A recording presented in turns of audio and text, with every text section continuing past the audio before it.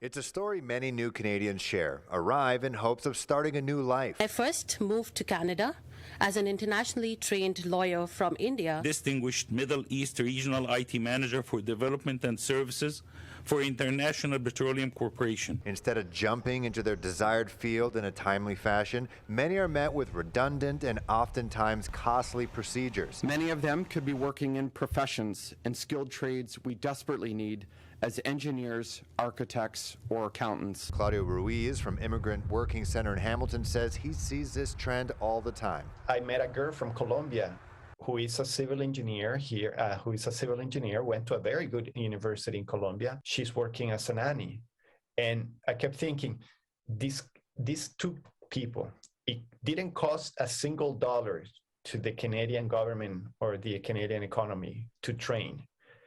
They are in their prime of they are just starting their working life. Why aren't we just snatching them, basically? Why are we putting barriers? I myself had to start working night shifts in Tim Hortons.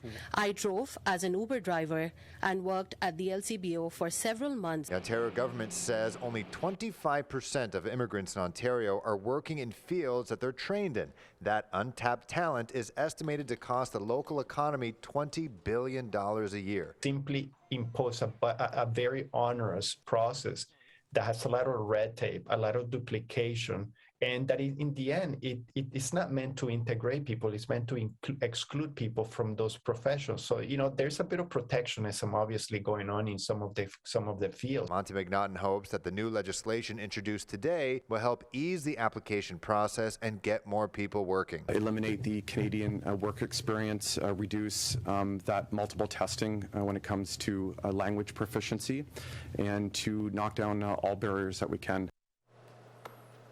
The NDP say they're not totally happy with the announcement. They say it specifically targets skilled trades, but excludes internationally trained immigrants in the medical field, such as doctors, nurses, and other medical professionals.